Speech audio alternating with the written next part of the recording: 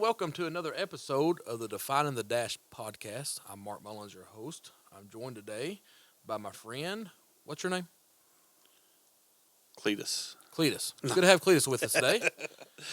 Also known I'm as Chad. This is Chad. Hey, Chad. Simple Chad. You know that little high-pitched voice I have? I love reading the kids' story. The other day we was reading Ariel. Have you ever read Ariel? No. Have you studied Ariel lately? Nope. I haven't either. But I did read the book about Ariel. And then you've got that king. I always mispronounce his name. Triton? Triton. Yeah. Is that right? I think I kept on calling him Triton, but it's Yeah. Triton, I think. Yeah. One way or the other. Anyway, but I love to use like alternative voices. I just want to apologize in advance that I knew that. So you have studied. You have studied Ariel. All right. I'm so disappointed in myself. I'm walking off this podcast right now. It's just a mistake, brother Chad. Go back and listen. There we go. Go back and listen I'll week. listen to last week's episode. Go and listen to Yeah. last week's episode. Brother Chad, I am very grateful for the opportunity that you and I have to be on this podcast. Yes, sir. And that you would put up with me. Coming up on Thanksgiving, and I've got to think about not only how thankful I am for turkey Oh, yeah. and ham, Mashed and all the potatoes. mashed potatoes. Yeah. It don't matter if they're, grown in your garden or your neighbor's garden. Mm-hmm. They're awesome. And so, but in thinking about the time of the year it is, where it seems like this time of year, a lot of things just kind of slow down. Yes, sir. And you just really think about what's really important in life, and I'm thankful for the blessings that you have. One of the blessings we have, Brother Chad, is we have been able to, thanks to your work, mostly your work, is get on a lot of different websites and podcast avenues. And on one of those, we have had, multiple of those, we've had multiple comments. But if you would like, Brother Chad, would you read the one comment that we have from wherever you've got that at? Yeah. This comment here was left on audible.com. Okay. They left us a 5-star rating, and really until just the other night, I wasn't aware we was even on Audible. So Right. it was not only was I thankful to find out we was on Audible. Right. I was thankful for the 5-star rating on Audible. So as of right now, as of this recording, we have a 5-star rating. on Yeah, Audible. absolutely. Not 4.5. We are No, 5. we are 5s. Yeah. Oh, go ahead. Sorry. And so this listener's name was listed as Mama Bear 12, and they titled their comment as relevant for the time, and they stated, "I have enjoyed the podcast so far. Truly needful topics of discussion for the youth and even for us adults.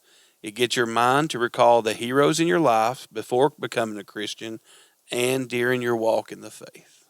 Awesome. So thank you for that comment. Thank you for that rating, and thank you for listening. Yeah. And we hope that you'll continue to do so, and hopefully you'll pray for us, and we can come up with some content that will be a blessing to you and some topics that'll help you. Absolutely.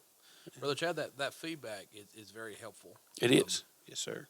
And so, it does take some time to, and I don't know how many times I've given 5 stars. A few things, the other day I gave one on something, but I hardly ever take the time to write something out. Yeah. But really, being on this side of the podcast, when someone takes the time to write something out, what It they means a like, lot. it means a lot to us as hosts of the show. But also, it kind of helps direct us what people feel is relevant. I went in and tried to leave my own review. Did you? Yeah.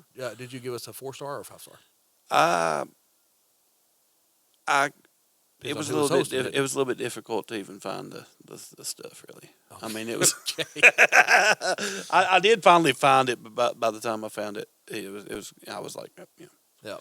I think I'm done. It'd be kind of cheesy to leave my own comment, so Yeah. I'd talk myself out of it. All right. Well, Yeah, You I didn't want to tell myself what I was thinking. Don't take your medicine tomorrow and let your alternative or your other self leave the comment. But anyway, My other personality. your other personality.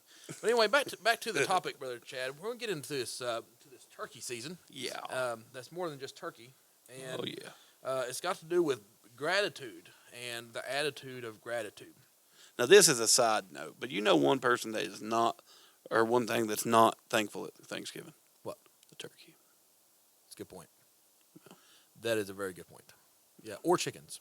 Chickens, if you're a grocery We store, gather around the one thing that is absolutely not going to be thankful it's for not gonna be Thanksgiving, grateful and we talk about how thankful we are. for It's that kind of like one, rubbing it in man. its face, isn't it? Hey, I just never, thought of that. Never identify as a turkey.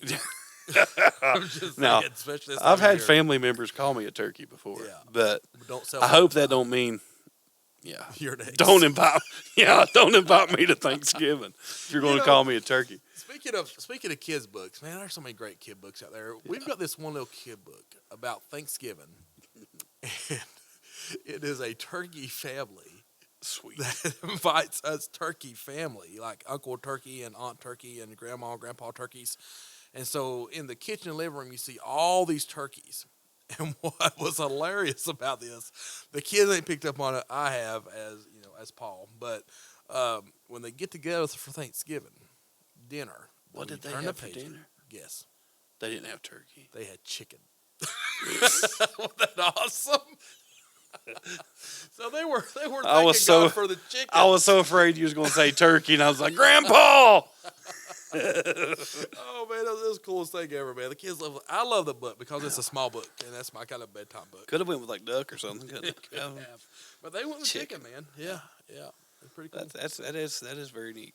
But once again, back to the topic tonight, Brother Chad. We're talking for a few minutes about being grateful and having an attitude of gratitude. Yes. Someone had said, his name was G.K. Chesterton, and he was an English writer, and he was asked what the most important lesson that he had learned in life was. Now, he was getting older. He was about to pass away towards the end of his life, and someone asked him what was the most important lesson he had learned in his life. Wow. His response was, it was to take things with gratitude and not take them for granted. That is good advice. Yeah, absolutely. And that's why we're mentioning that on today's podcast. We I looked up a while ago something that said what exactly an attitude of gratitude was. And one thing said, each moment that we're given is a precious gift from God. Yeah. And I 100% agree with that. And then it says we can choose to have a thankful attitude and live each moment full of joy simply because, and this is my line, when I die, this is going to have to be on my tombstone. Mm-hmm. But simply because God is good. Amen. God is good. And then another place here, this is reading from yourlifeyourvoice.org, I believe is what this is. I don't know exactly. But it says an attitude of gratitude is a regular habit. So we know what habits are. They come kind of natural to us because we've done it so many times. Right. So if we practice this and it becomes a habit, it'll be a great thing. It says it's a regular habit to express appreciation for all different parts of life, no matter how small it is. If you concentrate on what you have, then you'll always have more. But if you concentrate on what you don't have, then you'll never have enough. Wow. That's powerful. That is very powerful. And so true, Brother Chad. It is. That is very true. You know, I was taught a Sunday school class on this about 2 years ago, so I'm having to look through some of these notes. And two things I had told the boys about having this attitude of gratitude. The first question I asked them, why, Brother Chad, why should we be thankful? Now, you just point out some things, that God was good. Yes. But why should we be thankful? Now, when I was growing up,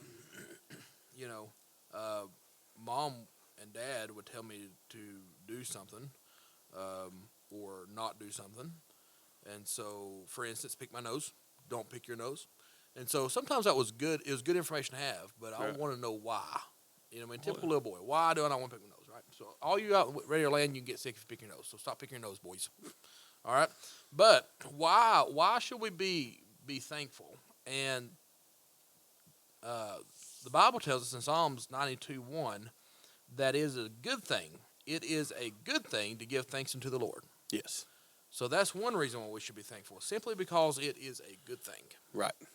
It's a good habit to have, like you was just talking about. It is. It'll give you a more fulfilled life if you appreciate the things that you have and are not always wanting something more. Right. If you just appreciate the things God's blessed you with. Yeah. And you'll live. If not, you're always going to live a life that's searching. Right. You're going to be looking for something really that you're probably never going to find. Right. And it's liable to just drive you crazy. Right. You ever seen kids that you buy them something and they just, or maybe you go to a birthday party and this kid opens a gift and they just throw it down. Like they don't even really look at it. They just rip the paper off, throw the thing down, and grab the next gift. Okay, if you was to ask them, what did you just get? They probably couldn't even tell you. Right. They went through it so quick because they just really, they'd probably already been given so much that they just wasn't thankful for receiving something else. But then you take a kid that never receives anything. Maybe there's no parents in the home and they're having to live with a relative, or maybe in a state maintained home or facility or Right. something, and they never really have the opportunity to receive birthday gifts and presents and high dollar items, and you just give them a teddy bear. Right. Man, they will wrap that up and they love that. They're thankful for the small things. And that would mean more to them than a leather jacket that you got this other kid, or a PlayStation that you got the other kid. Because maybe they already have an Xbox and a big computer gaming system and all that at home, but they're thankful for what they got because they recognize and they're actually taking account of what they do have, where this other one, they're already at a young age focused on what they don't have and what they want to get. You know what I mean? And so, as parents, it's important that we teach our kids, be thankful for everything you get.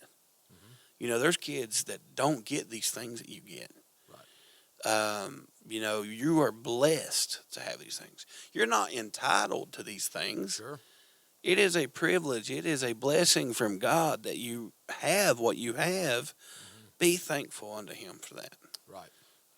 It reminds me of a Christmas tradition we do with my in-laws. And honestly, the first time I said it, and my father-in-law is going to hear this, and so I hope you don't disown me after I say this, but maybe the mention we said in soon, he'll forget about it. No, I'm just kidding. No, I love my father-in-laws. But anyway, we got this Christmas tradition that we sit in the floor, unless you're a big guy like me, and then big guys like me get to sit in the couch because they feel sorry for big guys like me. You know what I mean? And so, but anyway, we're sitting around the living room, and man, what a great ideal. But I remember the first year that I seen this, it just blew my mind because I'm thinking, I've never seen this before in my life. This is going to take forever. And what we did is, if we had 10 people sitting around this circle, and I would open a gift, and then one gift, and then the person to the right or left of me would open one gift, and then the person to the right or left of them, we would go around a circle until you run out of gifts, Yeah. And but as time has went on, even that first year, I just never seen that before. I didn't really know I'd just never seen that before. It's a great idea. I just never heard of it. But as time went on, when we get that gift and we open it up, we have to verbalize.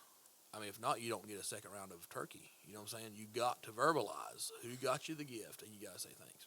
That's not really the case. That's right. A little drama there.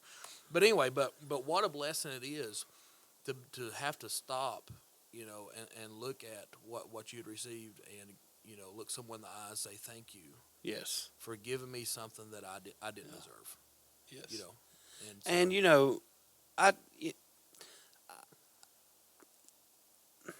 I want to be kind of hesitant in saying this. I was in a situation one time where I was in a class back when I was a kid, and a lot of the kids in there were more well-to-do than this other kid that was in the class, including me. With the, I've never been well-to-do, but I probably had more than this kid did. Sure. And the we had drawn names in class, and they always put a limit on it to try to keep it affordable, to buying Christmas gifts.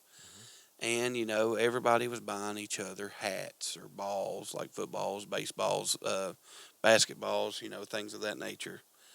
And when this one guy opened his gift, and it was from this kid that didn't really have much, it was a pack of ink pens, just a pack, and of probably the cheapest ink pens you could get. And he looked at that boy and he said, "Man, thank you so much. This is just what I've been wanting. I needed some more ink pens." Yeah. And he said, and that made that boy that had brought that gift was probably embarrassed to start with, but he left there feeling like he had brought the greatest gift in the class, Right. because the person that received it Was thankful. had a genuine, thankful heart. Yeah. And that's the thing, is if you really have an attitude of gratitude, it's not going to be just beneficial to you. It's also going to be benefiting others. Yeah. It's going to carry on. It's going to be a little bit contagious. Laughter is often contagious, especially some laughs that you hear. They're they get everybody laughing. And so laughter is often contagious. And so if you're thankful and you're going around and you're saying what you're thankful for, and you're just man, thank you so much. Thank you for doing that. Thank you for this. Thank you for that. Before long, it's going to rub off on somebody else, and it just makes for a positive environment all the way around. Right. And so, I don't think there's anything negative that can come from an attitude of gratitude. Right. When you was talking, I was reminded of a few years ago over in Bradshaw, a place called Bradshaw, West Virginia. And for anybody that doesn't know anything about West Virginia, Bradshaw is in McDowell County, the Free State of McDowell. That'll be another podcast episode maybe one of these days. But McDowell County is the most poor county in the state of West Virginia. And West Virginia, generally speaking, is a fairly poor state anyway. And that's where I was raised at. There in McDowell. And anyway, we was down at the at a fall festival down at I think it was a fall festival. And my sisters had this ideal to pass out Bibles. I don't know if you remember that. Hear them talk about this. But anyway, they had Actually, we went with you. Yeah. Oh, were you there? Yeah. Oh, I thought you looked familiar. Yeah. Yeah. But we was down there, man. And you know how you go to festivals. We was at one not too long ago, and you go there, and I'm looking for the food. And the food trucks are looking for me. Oh, you know yeah. what I'm saying? Yeah, And they're like, we're going to rack up. Yeah, we're going to rack up. Yeah. A bottle of water is $5. You Yeah. know, well, you know me. But anyway, so we go down there, and there's this general feeling that money's got to be spent. Money's got to be spent. You get whatever. Anyway, so my sister and you and whoever else was there that I can't remember was passing out Bibles. But I remember seeing the look on these kids' faces when their eyes would get big and a smile that was twice the size of what it should have been, and their teeth were just glistening in the sun at the thought of someone was giving them a Bible. Yeah. Now, it's awesome. When I, looking back at it, they could have went to a dollar store, and probably got one for a couple bucks. Sure. You know what I'm saying? They may Sure. not realize that, but being an adult, I realized it. But the thought that someone would give them, in their eyes, was such a precious gift like a Bible. Yeah. What really to me was life changing, because what you was talking about the genuine thankfulness that we can have and that we should have when someone gives us something that we don't necessarily deserve, but they do it out of their love and the goodness of their heart. Yes, and those times, we did that actually at Bradshaw that year, and we did it as well at Grundy at the Spirit Fest, Okay. Yep. and Yep. we actually gave out a bunch of those Bibles in the Christmas parade too. Hmm. I remember But that. those kids, man, when they would do that, it didn't feel like you was being some big something, given to someone else in need or anything like that. It didn't feel like that. Mhm. It made you just feel. Made you feel like you was receiving something Right. and being able to give. Right. And I think that's the part that we so often overlook. When we don't have an attitude of gratitude, we often prefer to be on the receiving end and not so much on the giving end. Right. In my life, I never wanted to be rich. As far as that goes, I wanted to always be able to pay my bills and to, for my family to be comfortable, whatever. But I always wanted to be able to have enough to help somebody else out. Right. If somebody came to Right. me and needed it, and that's what I always told the guys I worked with. If we was riding to work together, and I'd say, hey, if I've got lunch, you've got lunch. Right. If I've got $5 in my pocket, you've got $5 in your pocket. If you need something from the store, if you need, Yeah. I mean that's just how it is, and so um, I've always just kind of wanted to be able to help somebody else out like that, and I've seen some close family members of mine do that, be able to help folks in that way, and Right. and I'm so thankful that they were able to, but to help one another out like that, that's a privilege. Yeah. And it is such a gift. Right.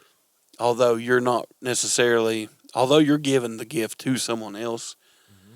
and you may not be receiving something, a material possession in return, Right.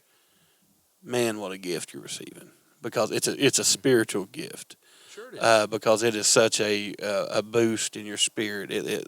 It just lightens you, man, just to be able to um, to give to others. Right. You were talking about the way that giving impacts the giver. Hmm. Sometimes as much, or maybe even more so, than it does the person receiving the gift. Sure. I was thinking about Thanksgiving time, not just Christmas. I think I'm thinking about this because it's almost time for Christmas gifts. You know what I mean? Maybe that's Yeah. I'm getting sentimental tonight. Hmm. But anyway, I was thinking about my in-laws, and there's one now. Jen, my wife, she's a giver, and to me, sometimes when I like to give, I'm a kind of like I'm a general giver. Hmm. I don't know if there's such a thing, but I'm going to identify today as a general giver. Okay. And so I've got smoothies at the office, components of smoothies. And so this is going to sound weird, but I've got avocados. Who puts that in the smoothies? Somebody on YouTube. I don't know. And so they talked me into it. And so, you got that. You got your spinach in a smoothie. I'm thinking, man, where's the good stuff? But you put the other stuff in it too. Where'd the ice cream go? Yeah, exactly. That's what I'm Yeah. thinking. And so I go to Walmart and I buy like $40 worth of smoothie stuff. And I bring it to work. I'm like, and I refer to it as community. Sure. So when I bring stuff to work, usually most of the time it's community stuff. And so what I mean by that is anybody that wants a smoothie, here it is. Wear it out. Hmm. Same way with money. If I got $5 of squirrel money, and squirrel money is what us guys squirrel away whenever we have an opportunity for a rainy day. We call that squirrel money. And so if I have some squirrel money sitting in the little baggie on the left side of my desk at work, I let the girls I work with know this is community. Right. And so if you need a quarter, you need a buck or two, here it is. Anyway, so I'm a general giver, I think. Now, my wife, she is a very specific giver. She's going to give something. She thinks about everything related to the gift. Yeah. You know what I'm saying? I'm just the kind of guy, hey, here's your $10. Go find somebody something to give them. You know what I'm saying? Yeah. That's kind of the way I am. Yeah. But she is very specific. And so there was one year for Christmas that she took a picture of my in-laws' farm. Beautiful picture. Looks like something that should have been in a magazine. It is fabulous. They do a fabulous job keeping everything up. They're just awesome, awesome, awesome. But anyway, so she takes a picture of this, and we frame it out. And well, we didn't frame. When I say we framed it out, I meant as in my wife, done this. And so I just got credit because the tag said Mark and Jen. You know what I'm Right. saying? So anyway, so Jen gives it, and brother, I'll probably never forget that when it got around to my father-in-law opened up that gift, and I knew what was in the gift. Yeah. And my wife knew it was into it. She really knew because she put the hours into it. And I just got to carry it into the house. You know what I mean? But when he opened that gift, tears started, coming down the old cheeks, and and the heart got real soft. This is a sentimental thing, and man, from that, I can't remember that year if I'd already opened a gift or I hadn't opened a gift, but no matter what I opened from that point forward, none of it felt as good as it did just watching him open that gift and how that impacted him. I can remember years ago, we would go to, my father and my father-in-law and all, are with Key Mountain Brothers. And we went to a nursing home up several hours from here. And we would go up there and sing every little bit. Mm-hmm. And these folks, this facility was not like the nursing homes you see today. Okay. This was around probably 32, 35 years ago.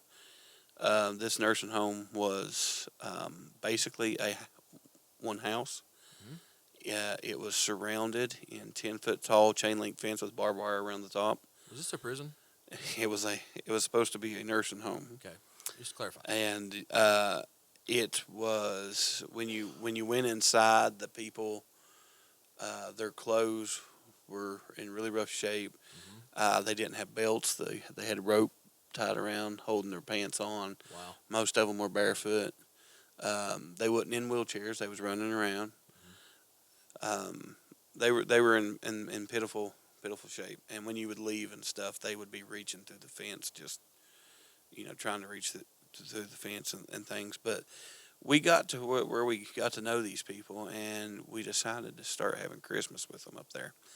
And so it was a small nursing home. So we would buy gifts for them. We would take so many names apiece, and we would buy gifts for them. We would go back up there, and we would buy each one of them a shirt and pants and a belt, and stuff.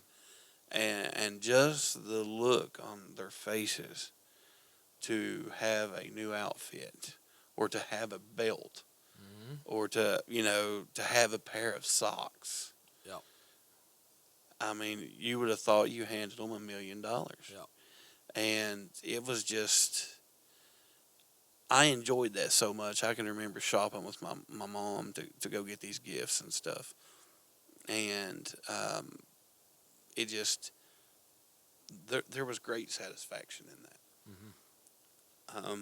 Since then, we do nursing home ministry, here locally now. And we would go buy items for them for Christmas and stuff. And there's satisfaction in giving. Absolutely. Now, I don't mean to get sidetracked on this episode and say that the only way you can show an attitude of gratitude is to give all the time. Right. You can't necessarily give away everything you own. Right. But, you can, I guess, but yeah, probably wouldn't be wise. But if you do give what you can, mm-hmm. you will be blessed. Right. And if everybody would have that same attitude of caring for one another, and trying to take care of one another, and just trying to be thankful for what they have, and not trying to have more than this one has, or right. to have just as much as that one has, or he's got a 2014, so I got to have a 2015, or whatever, made everything a competition.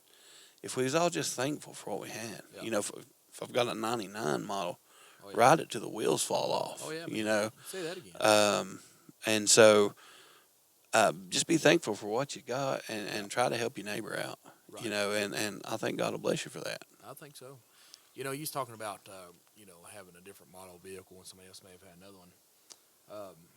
You know, back in the day, man, I guess it's been a long time ago. My truck is a 2003. Has, I think, 314,000 miles on it. Still runs like a top. Oh yeah, it's got a little bit of rattle under the hood right now. I don't know what that is, but That's one of them mice on the wheel getting tired. it must be. I'll have to oil that thing up. But you know, I just said that to say this: that you know, there's always going to be a bigger boat. Yeah. You know, there's always going to be a faster plane. There's going to be a nicer ride. Wish you didn't compare that to boats, brother. All right, that's a good point. You know what? My old father-in-law, he's got this truck, this red truck, man. And wow, it is a nice ride. And it's his retirement truck, you know, kind of thing. You know, so people do that, and you know, and man, it's such a nice ride. It's got nice suspension on it. It's got nice everything about it's nice. I can go on and on about how nice it is. And my little foster daughter, she reminds me oftentimes how nice this truck is compared to mine. But you know, but even if I had a truck like that, but that nice truck comes with a nice payment. Oh baby. yeah, that's what I'm saying. You know, but you know, there's always going to be a nicer truck. Yeah. You know, and I really got to the point, brother, and I don't know if it's just I'm a tightwad. It might be that, but I'm okay with that old 03 truck. Oh yeah. You know what I mean? Oh yeah.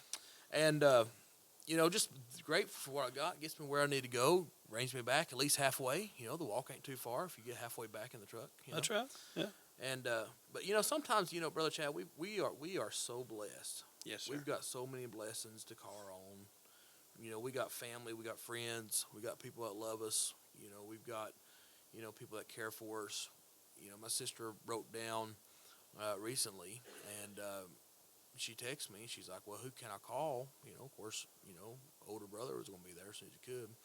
And when I got there was already other people there, friends, and we are just surrounded by blessings. Yes, we are. And I guess my challenge, Brother Chad, is as we go off this week's podcast, you know, coming on into the Thanksgiving season, I want to challenge all of our listeners to find a way to be giving.